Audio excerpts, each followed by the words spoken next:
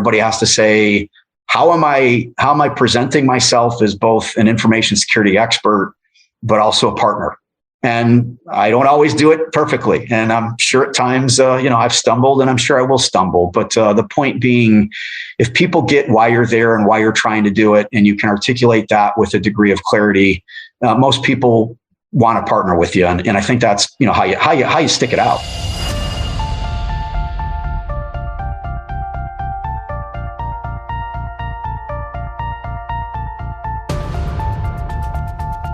This is a Security Weekly production. Security Weekly is a resource of Cyber Risk Alliance. The Cybersecurity Collaborative and Wiz is proud to present CISO Stories. Each week, CISO Stories takes a deep dive on security leadership with one of the contributors to my latest book, the best-selling CISO Compass: Navigating Cybersecurity Leadership Challenges with Insights from Pioneers, as well as from other top CISOs and security thought leaders. The Cybersecurity Collaborative is a unique membership community enabling cybersecurity leaders to work together in a trusted environment. To learn more, visit securityweekly.com/CSC or visit cyberleadersunite.com.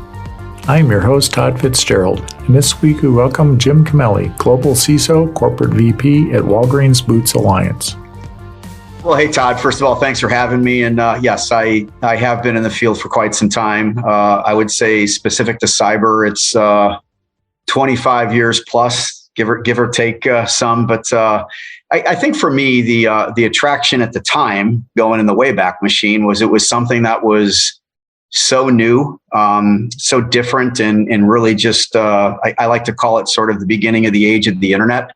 So all the .coms were beginning to come into play. It was a time when companies were doing all of the .com efforts, initiatives. Businesses were really shifting, right? It was getting into this whole world of omni-channel is what we say today, or terms we use, getting away from just pure brick and mortar, doing things differently. And the key there was this thing called the internet. There were all these new systems and, heavy orientations around web-based applications and customer experience.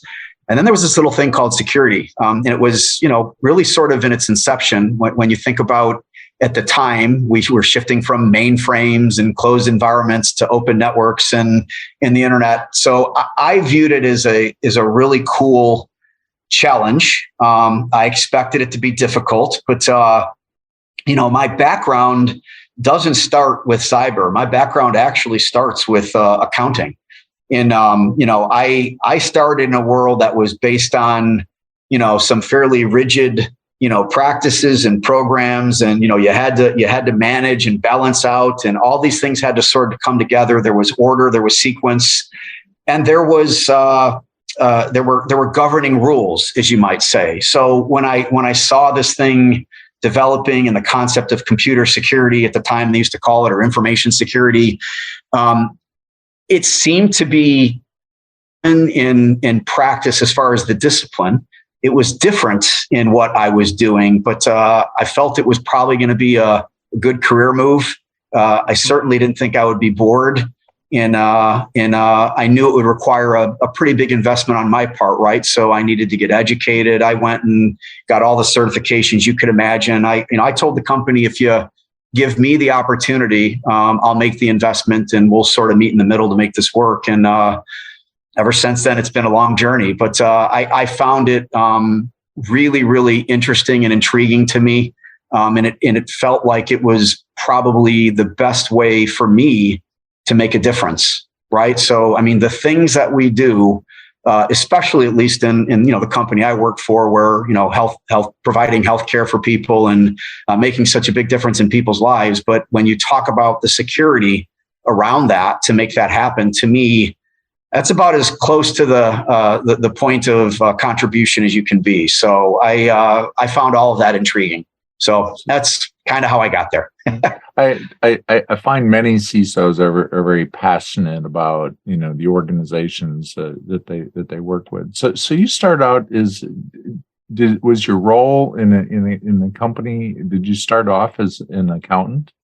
Yeah, I was literally a financial accountant in the accounting team. They used to have something called the accounting rotation program, and they would take an accountant and they would rotate you through different areas of the organization to provide accounting services. And it was interesting.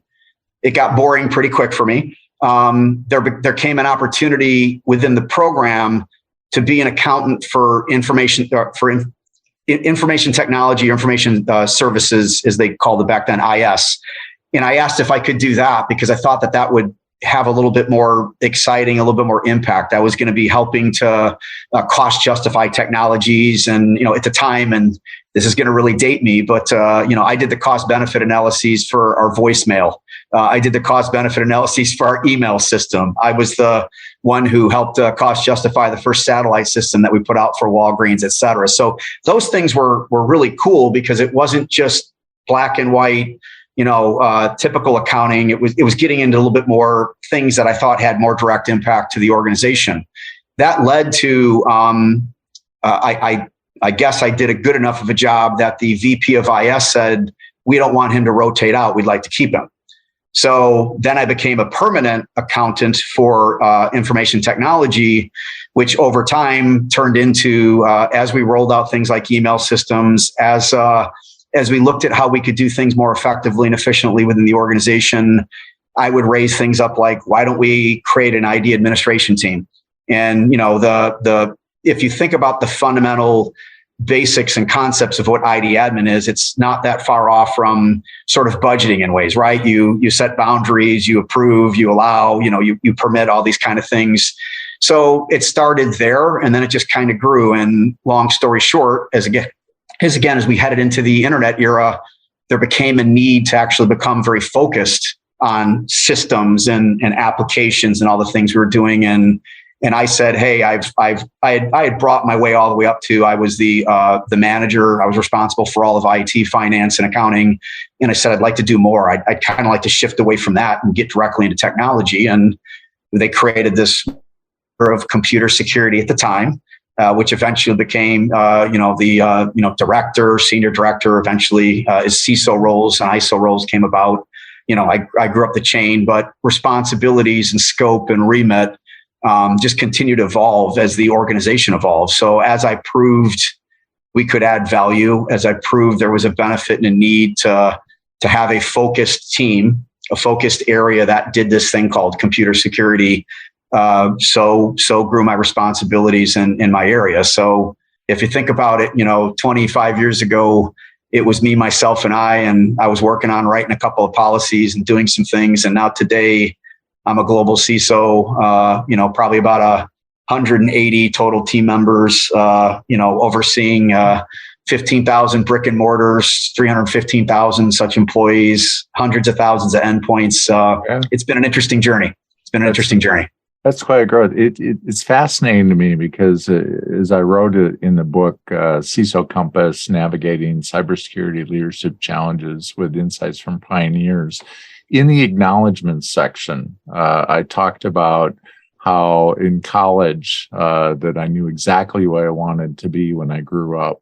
I started off as a math major, and then I got to calculus, and I switched to accounting, and then I got to tax accounting, and I thought I really don't want to do this for a living, and then I switched to business administration, and then my first job out of college was a computer programmer, and it's only in looking back at why did I have this, these different disciplines, that there's kind of a common thread that runs through each of those. And it's that very analytical, structured nature of each of those disciplines. And so, I think when we're looking for people in other fields, for example, we should be looking at those transferable skills that can take us into the cybersecurity world. Well, as I often talk to newcomers and people who are interested in the field, in a way, I kind of like to view myself as the poster child of it really is about attitude and aptitude. You don't have to have a specific background to be successful, in my mind. right? It's what you want to do, how you want to do it, and what you want to invest to do it. That I think oftentimes is where people, have the greatest success and are able to do the most with whatever their choices are. But I certainly, the internet didn't exist when I was in college the way we think of it, right? The world of computing wasn't occurring in the fashion that it is today. Back when I started, I went into a field that I knew was practical. I knew I went into a field that was, required detail and discipline and commitment.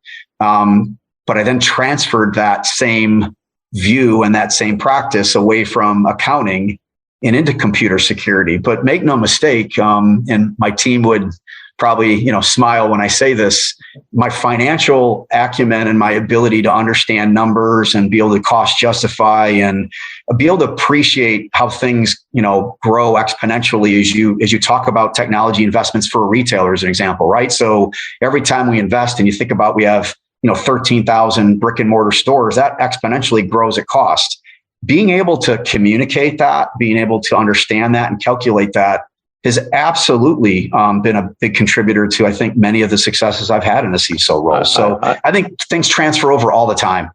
I was just talking with somebody yesterday, in fact, and we were talking about why a lot of CISOs are struggling in the boardroom today. And it's that lack of ability to put things in financial terms. So we're talking today with you about, secrets to longevity. I think I'm hitting on some core things here that you obviously have had that ability to not just talk about, from some FUD place, some fear, uncertainty, and doubt, but actually translate that into meaningful numbers.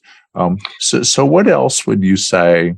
You've been at Walgreens now for a long time, and the average CISO, depending on what you read, maybe between 18 months to 4 to 5 years in the role. And even CEOs in large companies, there was a study done a few years ago that was like 8% of the average tenure of a CEO was 8 years. Yep. And so how you've seen several management changes, a couple.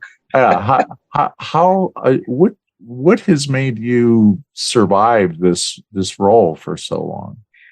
Well, I think it's a couple things, right? So one of it is, for lack of a better sort of commitment to the cause. I think, what Walgreens and now what Walgreens Boots Alliance stands for, what it's about is obviously playing an important role in society. So you have to have meaning and you have to feel as though your company is able to do something, I think, to feel there's value. I think there has to be an underlying theme of that. But I think the bigger challenge, the bigger issue, and what's been probably helpful for me is, yes, I've been with the company a very long time.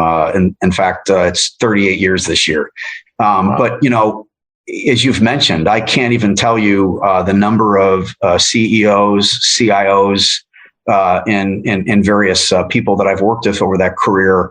But the nice thing with, at least in the case of Walgreens, is it isn't the same company it was 38 years ago, right? And over the course of my journey, whether it was transitioning from being focused on numbers through accounting and finance and shifting into the computer security world, we as an organization have also changed quite significantly at different points throughout history. If you were to kind of go through who we are, what we've done, and where we're at, and just as the simplest and easiest example, 5 years ago we went global. So the benefit for me, and probably the biggest reason I've stayed, is that I'm not just doing the same thing that I've always done. My role, my remit, my scope, and what the company has been trying to do has always had, over time, a shift, a change, and alteration. So, for lack of a better, I've worked for the same company for 38 years. The same company. So when we became global, it was effectively taking on a new role and in some ways almost working for a new company, right? So I had things I wasn't dealing with before. I had an opportunity to delve into areas I hadn't had to do before. So I could have went elsewhere to get that experience and exposure. I was instead offered up the opportunity to do it here. So that has been, part of the benefit of the value. I think the other thing is, and I would say this is for everybody and anybody in this field, is you have to be able to adapt. It's not always easy. It isn't always intuitive or logical at times. I've worked for a lot of leaders, a lot of great leaders, but I've also worked for a lot of leaders with markedly different personalities. We've had different views and directions as a company from a strategy perspective. Being able to sort of hit the reset button, do the next generation of who you're going to be. So, Jim Cameli, Gen 1 versus Gen 3 versus Gen 7. I'm probably on Gen, whatever it may be. But I think you have to be able to reinvent yourself. If I behaved the same way I behaved 25 years ago, I wouldn't be here. And I think the company has found value in not just my commitment and I think things that are important to core, right? Integrity, commitment, all these other things. But my adaptability and my ability to learn, to change and to shift and to basically acclimate with what we need to do as an organization. Everybody needs to think about that in the role, and everybody has to say, how am I presenting myself as both an information security expert, but also a partner? And I don't always do it perfectly. And I'm sure at times, I've stumbled, and I'm sure I will stumble. But the point being, if people get why you're there and why you're trying to do it, and you can articulate that with a degree of clarity, most people want to partner with you. And I think that's, how you stick it out.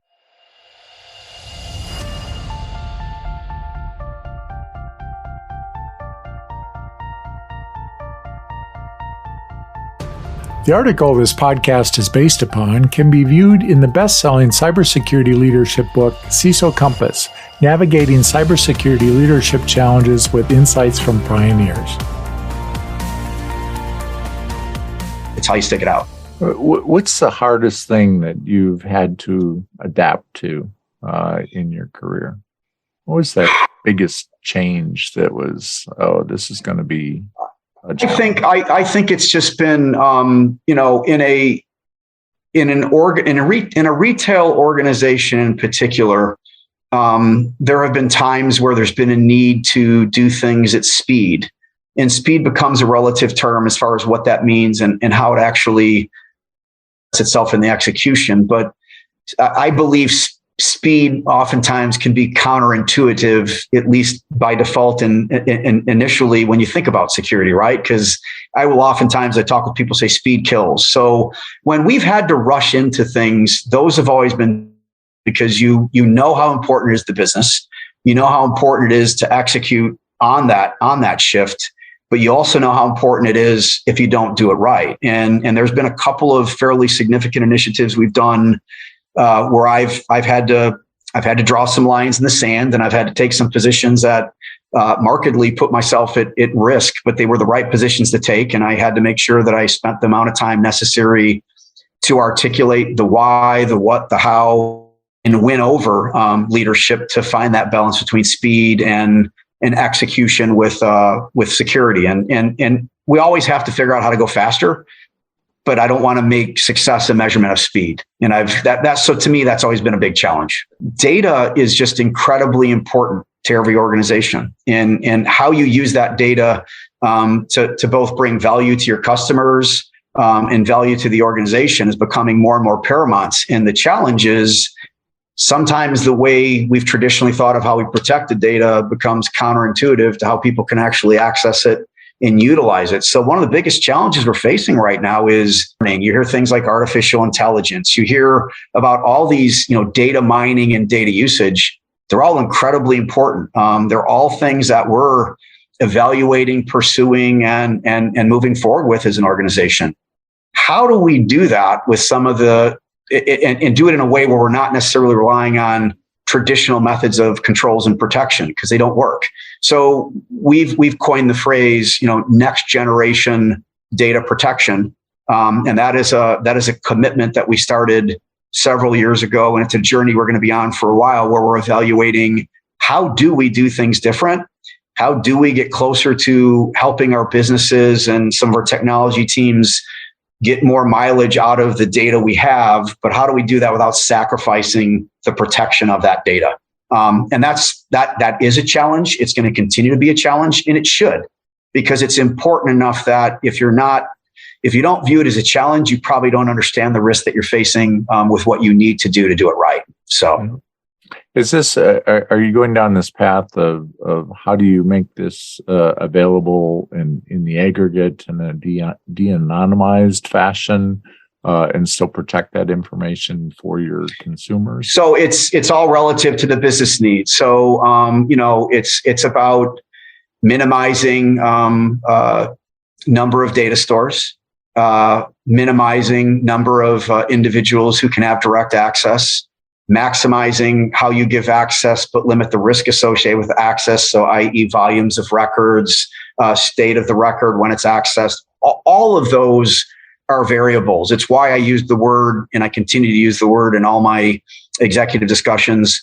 We have to create patterns, and the pattern will dictate what is done and how it's done. And the pattern will be specific to the particular initiative or system or application that we're designing it for. There is not going to be one solution that fits all of our needs. There is not going to be one pattern that will take us where we need to go. So, we've already developed a series of them. We're creating what I call my portfolio of patterns, and we'll continue to build on that.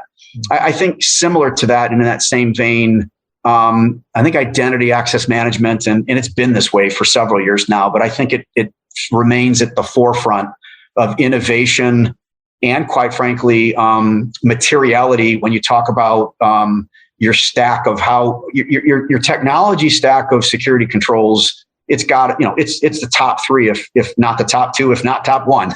I mean, it is that important. But how that manifests itself, privileged access management, whether it's conditional access, multi-factor authentication, there's a whole remit of or variety of things that come out of it within the remit of identity access management. How we're doing that, where we're doing that, and how we're continuing to evolve that to permit new ways of doing things, but not sacrificing security. Those are the challenges. So I think those are two big investment areas for us. They're two really big areas of focus for my team. And they're going to continue to be, because I think those are, there's a whole bunch of other important things. Don't get me wrong. I mean, I got a list of things, but those are two really high at the top. And then you wrap around that, hey, you got to have a good security awareness training program. You got to have good diligence with your partners. You've got to obviously have, threat intel and monitoring what you do to do detection. You got to have a great vulnerability. You know the formula, right? None of that stuff is, quote, less important. But fundamentally, if you don't have probably those two things at the top, you're going to struggle. So that's kind of where we're at. Sure. So you clearly know all the things after all these years that need to be done for good security programs, but there's always those threats in the background. We're going to have breaches, right? And Walgreens hasn't been immune to that as well. And there's going to be the every few years, somebody wants to outsource, portions of the business.